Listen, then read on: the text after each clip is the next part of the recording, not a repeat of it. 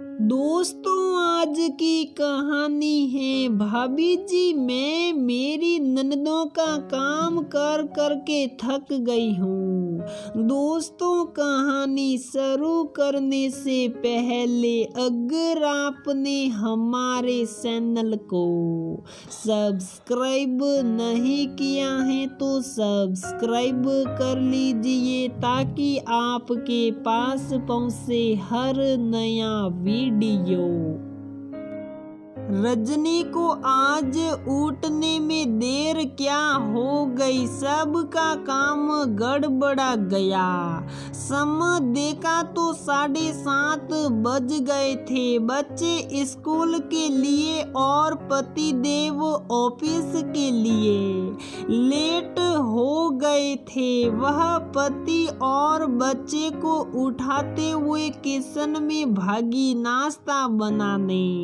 तभी सासू माँ ने आवाज दी, अरे बहू मेरी काली साए, कब तक मिलेगी? आज मिलेगी भी या नहीं? पता नहीं कौन सी नींद में सोती है, समय से आंख खुलती ही नहीं इसकी। जी लाती हो मम्मी जी 5 मिनट में। रजनी किचन से ही आवाज दी, वाह यूं कि कल रात रजनी की ननद और नंदू आए तो सबके साथ बात करते करते रात ज्यादा हो गई, जिससे सुबह समय से आंख नहीं खुली। वह एक गैस पर सब्जी और दूसरी पर काली साई सड़ाई की पति देव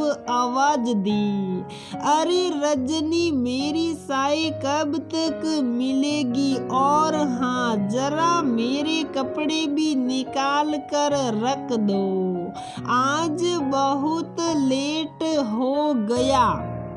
आज काली चाय पी लेंगे क्या? वह क्या है कि आज जरा लेट हो गया तो दूध वाली चाय नहीं बनाई हो अभी। अरे यार क्यों नहीं बनाई अब तक? तुम्हें पता है ना मैं काली चाय नहीं पीता हूँ, फिर भी फटाफट 1 कप बना दो ना, कितना टाइम ही लगेगा बनाने में? अच्छा ठीक है बनाती हूँ, पर कपड़े आप खुद निकाल लीजिए, रजनी ने कहा। वह काली चाय सास को देकर दूध वाला चाय सड़ाई कि तब तक नंदोई जी उठ कर आए और बोले, भाभी जी मुझे 1 गिलास गुनगुना पानी नींबू डाल कर दे दीजिए ना,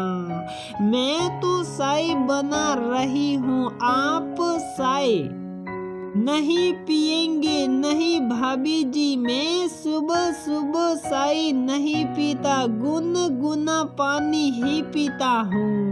ठीक है अभी देती हूँ। नंदोई को पानी देते हुए रजनी ने पूछा, मीनू ननद उठी नहीं क्या? हाँ उठ गई है, वॉशरूम में है। रजनी पति को चाय देने गई, तभी उसकी बेटी कंघी और रिबन लेकर आई और बोली, मम्मी मेरे बालों में 2 सोटी बना दो ना। कल टीचर जी गुस्सा कर रही थी, बोली कल से 2 सोटी बना कर आना। बेटा आज बहुत लेट हो गया तो ऐसे ही चले जाओ, कल से बना दूंगी। नहीं मम्मी बना दो, नहीं तो मिस बहुत गुस्सा करेगी। रजनी अभी कुछ बोलते उससे पहले उसका बेटा आया और बोला, मम्मी मैंने तो रात में हिंदी का होमवर्क किया ही नहीं, अभी फटाफट करवा दो ना। रजनी ने नाराज होते हुए कहा, क्यों नहीं किया? किया, और नहीं किया तो रात में क्यों नहीं बोला? अभी मेरे पास समय नहीं है, मैं नहीं करवाने वाली। जाओ बिना होमवर्क किए ही। अरे मम्मी, मैंने तो रात को कहा था, पर आप बुआ जी से बातें कर रही थी, तो फिर आपने ही कहा ना कि बाद में करा दूंगी, पर आपने नहीं कराया, तो इसमें मेरी क्या गलती? करवा दो ना, नहीं तो मिस बहुत डांटेगी। रजनी को याद आया कि वो तो सच मैं कहा था होमवर्क कराने के लिए, पर मैंने ही टाल दिया था। उसने गुस्से में अपना सिर पीट लिया।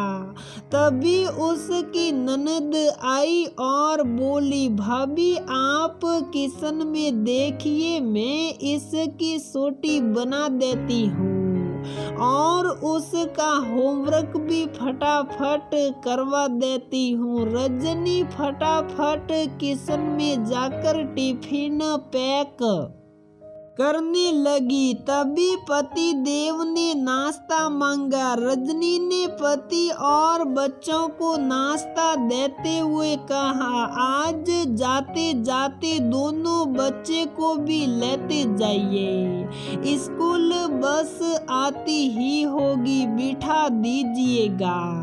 अरे यार, तुम भी कैसी बातें करती हो, आज मैं खुद लेट हो गया हूँ। अच्छा ठीक है, लेकर जाता हूँ। बच्चे तैयार हैं? हाँ तैयार हैं। तीनों के जाने के बाद रजनी राहत की सांस ली और फिर चाय बनाकर सबको देते हुए खुद भी बिस्किट और चाय लेकर बैठ गई। तभी सास ने कहा, पहले अपना ही पेट पूजा कर लो, घर में जो मेहमान आए हैं उनके लिए भी कुछ नाश्ता बनेगा या नहीं? हाँ माँ, बस चाय पीकर बनाने ही जा रही हूँ। चाय पीकर रजनी किचन में गई तो पीछे पीछे मीनू भी गई और भाभी का हाथ बटाने लगी।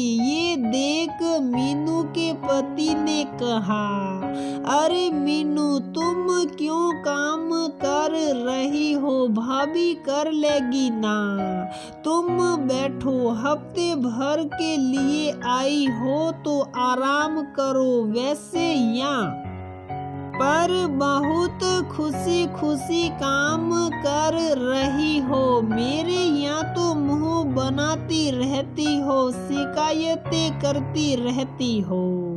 अरे वाह, आपको मेरे आराम की बहुत फिक्र हो रही है। यहाँ पर जब मैं ससुराल में काम करती हूँ पूरा पूरा दिन तक, तभी तो आप एक बार भी नहीं कहते कि हाँ जाओ तुम थोड़ी देर आराम कर लो, कुछ काम मम्मी और बहन भी कर लेगी।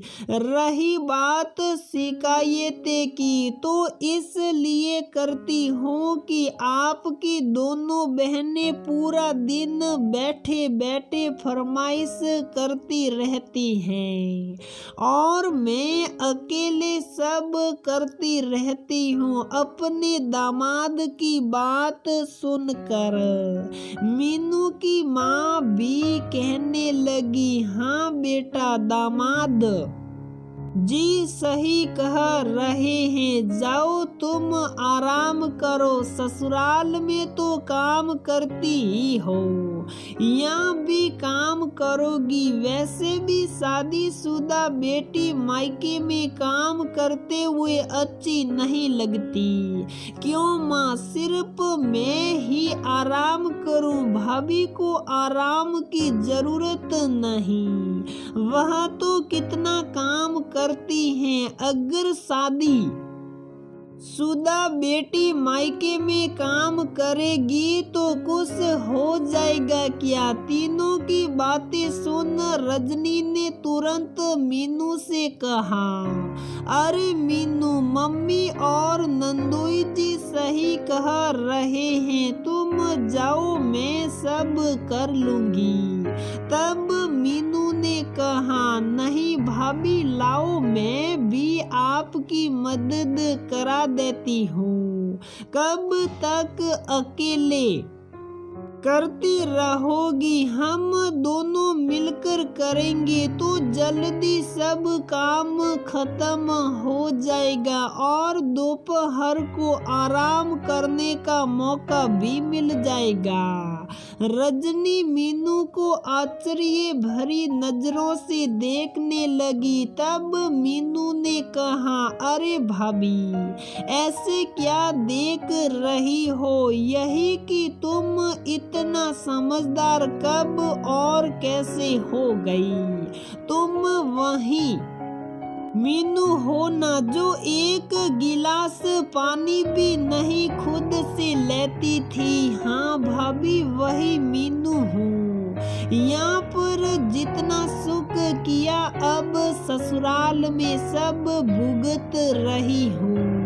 मेरी 2 शादीशुदा ननदे मेरे घर के पास में ही रहती हैं। हर वीकेंड पर दोनों आ जाती हैं, फिर अपनी फरमाइशें करती रहती हैं माँ के साथ मिलकर।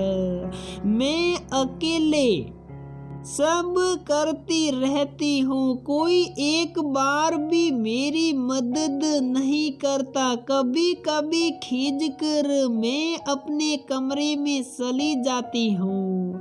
तब आपके नंदोई मुझे बोलेंगे कि जाओ काम करो, सब घर में हैं और तुम यहाँ आ गई आराम करने। इतने कामों में ही थक जाती हो तो क्या तब मुझे आपकी याद आती रहती है कि मैं भी तो कभी आपका हाथ नहीं बटाती थी पहले? जब मेरे साथ हुआ तब समझ में आया कि आपको कितना बुरा लगता होगा। रजनी ने मुस्कुराते हुए कहा, अरे लेकिन मैं कब बुरा माने कि तुम मेरी मदद नहीं करती हो? तुम्हारे भैया ने तो शादी से पहले ही कह दिया था कि मेरी बहन इकलौती है, बहुत लाडली है, कोई काम नहीं करती है वो। हाँ भाभी, आपको बुरा नहीं लगा, पर अब मुझे बुरा लग रहा है कि मैंने गलत किया आपकी मदद नहीं करके। मीनू की बात सुनकर रजनी ने कहा, चल छोड़, अब ये बातें सब अभी मिलकर काम निपटाते हैं। दोपहर को बैठकर दोनों ननद भाभी बातें करेंगे और दोनों मुस्कुराते हुए काम में जुट गई। तो दोस्तों, हमारी ये कहानी यहीं पर समाप्त होती है। अगर आपको हमारी ये कहानी पसंद आती है तो प्लीज वीडियो को लाइक करें, शेयर करें और हमारे चैनल को सब्सक्राइब जरूर करें।